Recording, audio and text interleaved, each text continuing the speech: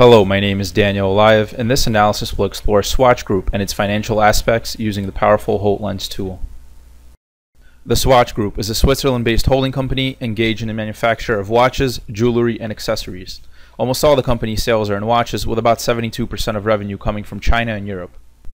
Let's take a look at how the company compares to its peers. When looking at traditional valuation metrics, we can see that the prices paid for both book value and earnings are cheaper than the company's peers. We can also see that Swatch is cheaper than most of its peers when comparing the value-cost ratio to wealth-generating power. Paying a cheaper price for book value, CFROI, and earnings adds to the margin of safety.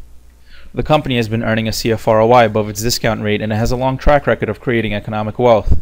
Even if CFROI begins to fade, it is still well above the discount rate and above the market's implied CFROI. Assets have been growing since 1998.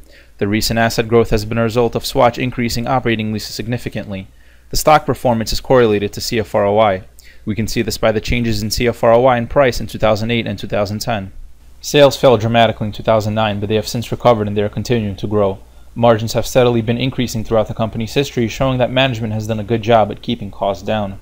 Asset turns tell a different story. They have been in an overall steady decline since 2000.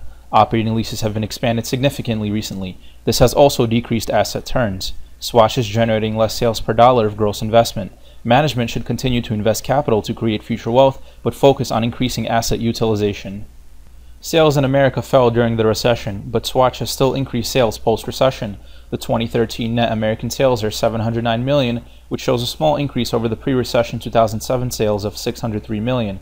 Swatch can try to capture more market share in the United States and therefore increase shareholder value. Even when assuming conservative CFROI and asset growth fade levels, Swatch still has a good margin of safety as shown in this valuation matrix. Swatch has a good track record of generating wealth, and it is cheaper than most of its peers. The increasing performance, profitability, and strong financial positions make Swatch Group a sound investment. With a potential upside of 50% based on the model's assumptions and a good margin of safety, Swatch Group will outperform. I would like to thank Credit Suisse and Project Firefly for giving me the clarity and confidence to conduct this analysis.